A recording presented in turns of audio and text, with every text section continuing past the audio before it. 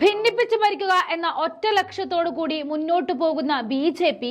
വാ തുറന്നാൽ തുപ്പുന്നതെല്ലാം ഭിന്നിപ്പിന്റെ വിഷങ്ങളായിരുന്നു.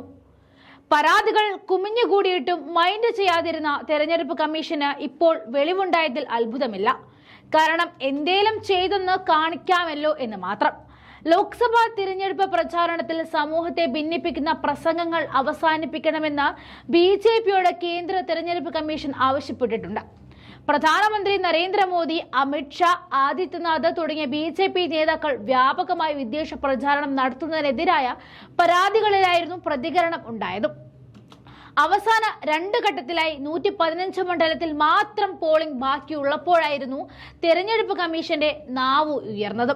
പരാതികളിൽ സമയബന്ധിതമായ നടപടി എടുക്കുവാനോ മോദിയുടെ പേരെടുത്ത് വിമർശിക്കാനോ തയ്യാറാകാത്ത തെരഞ്ഞെടുപ്പ് കമ്മീഷൻ നിലപാട് വ്യാപകമായി വിമർശിക്കപ്പെട്ടിരുന്നു. രാജ്യത്തെ രാഷ്ട്രീയ സാഹചര്യം മാറുന്നു എന്ന റിപ്പോർട്ടുകൾക്കിടയിലായിരുന്നു തെരഞ്ഞെടുപ്പ് കമ്മീഷൻ ബി.ജെ.പിക്കെതിരെ ശബ്ദമുയർത്തിയത്.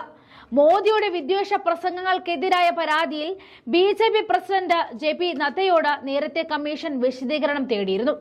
ഇതിന്റെ തുടർ നടപടിയെന്നോണം നദ്ദയ്ക്ക് അയച്ച നോട്ടീസിലായിരുന്നു സമൂഹത്തെ ഭിന്നിപ്പിക്കരുത് എന്ന നിർദ്ദേശമുള്ളത്.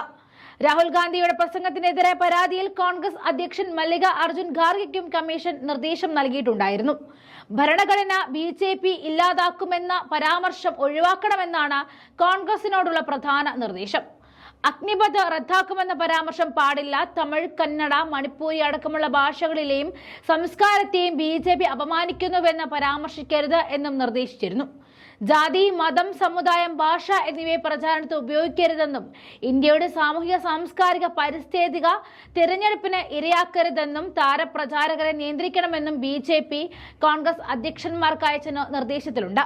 രാജസ്ഥാനിലെ ബൻസ്വാരയിൽ നടത്തിയ പ്രസംഗത്തിൽ ഭൂരിപക്ഷത്തിന്റെ സ്വത്ത് ന്യൂനപക്ഷത്തിന് കോൺഗ്രസ് നൽകുമെന്ന് മോദി ആരോപിച്ചു. അതുപോലെ തന്നെ അമിത്ഷായും യോഗിയും അവരുടേതായ വിദ്വേഷങ്ങൾ തുപ്പിയിരുന്നു. അങ്ങനെ തുടക്കത്തിൽ പറഞ്ഞത് തെരഞ്ഞെടുപ്പ് കമ്മീഷൻ കേട്ടത് ഇപ്പോഴാണെന്ന് മാത്രം. മോദിയെ കൂടാതെ അമിത്ഷായും യോഗിയും എല്ലാം വിദ്വേഷ പ്രസംഗങ്ങൾ ആവർത്തിച്ചിരുന്നു. പല സംസ്ഥാനത്തും പല ബി.ജെ.പി. നേതാക്കൾ നടത്തിയ വിദ്വേഷ പ്രസംഗങ്ങൾ ഈ തെരഞ്ഞെടുപ്പ് കാലത്ത് വളരെ പ്രശസ്തവുമായിരുന്നു. തുടക്കത്തിൽ തെരഞ്ഞെടുപ്പ് കമ്മീഷൻ കേൾക്കാത്ത ഇപ്പോൾ അവസാന ഘട്ടത്തിലാണ് കേട്ടത്.